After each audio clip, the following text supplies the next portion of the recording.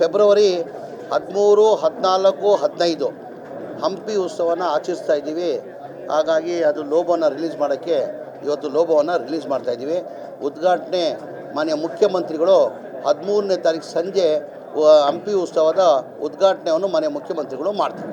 ನಾನು ಜಿಲ್ಲಾ ಉಸ್ತುವಾರಿ ಮಂತ್ರಿಯಾಗಿ ನಾನು 3ನೇ ವರ್ಷ ಹಂಪಿ ಉತ್ಸವ ಮಾಡ್ತಾ ಇರೋದು.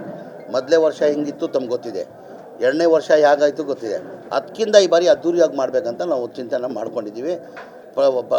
ವರ್ಷ ಅದ್ದೂರಿಯಾಗಿ ಆಚರಿಸ್ಕೊಂಡು ಬರ್ತಾಯಿದ್ದೀವಿ. ಗಣೇಶನದಲ್ಲಿ ಅವ್ರಿಗೆ ಆರೋಗ್ಯ ಸರಿಗಿಲ್ಲ. ಹೋದ ವರ್ಷ ಮಾನ್ಯ ಮುಖ್ಯಮಂತ್ರಿಗಳು ಫ್ಲೈಟು ಬುಕ್ ಮಾಡಿದರು, ಬರಬೇಕಂತ ಇದು ಮಾಡಿದರು. ಕೊನೆ ಮೂಮೆಂಟಲ್ಲಿ ಅವ್ರ ಆರೋಗ್ಯ ಕಾಲು ಸ್ವಲ್ಪ ಫ್ರ್ಯಾಕ್ಚರ್ ಆಗಿತ್ತು ಆ ಟೈಮಲ್ಲಿ. ಆ ಹಿನ್ನೆಲೆ ಬಂದಿಲ್ಲ. ಈ ಬಾರಿ ಅವ್ರ ಡೇಟೇ ತೊಗೊಂಡು ಮಾನ್ಯ ಮುಖ್ಯಮಂತ್ರಿನೇ 13ನೇ ತಾರೀಕು ಮಾಡಿ ಅಂತ ಅವ್ರ ಸೂಚನೆ ಮೇಲೆ ಈ ಬಾರಿ 13ನೇ ತಾರೀಕಿಗೆ ಹಂಪಿ ಉತ್ಸವ ಇಲ್ಲ. ಈ ಬಾರಿ ಮಾಡ್ತೀವಿ ಅಂಥದ್ದು ಯಾವುದಕ್ಕೂ ಇದು ಮಾಡಲ್ಲ, ಎಲ್ಲರಿಗೂ ಅವಕಾಶ ಮಾಡಿಕೊಡ್ತೀವಿ.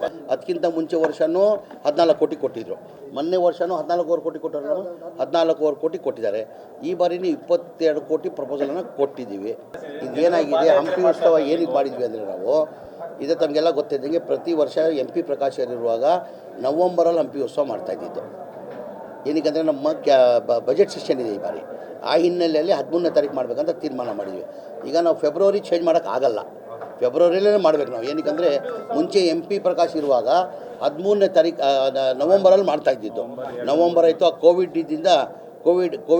ಬಂದಿದ್ದ ಕಾರಣಕ್ಕೆ ಡಿಲೇ ಆಗಿ ಫೆಬ್ರವರಿಗೆ ರೀಚ್ ಆಗಿದ್ದೆ ನಾವು. ಈಗ ಫೆಬ್ರವರಿ ದಾಟಬಾರ್ದು, ಅದೇ ಫೆಬ್ರವರಿ ದಾಟಬಾರ್ದಂಥ ಕಾರಣಕ್ಕೆ 13ನೇ ತಾರೀಕು, 13, 14, 15ನೇ ತಾರೀಕಿಗೆ 3 ದಿನ ಹಂಪಿ ಉತ್ಸವನ ಹಮ್ಮಿಕೊಂಡಿದ್ದೀವಿ.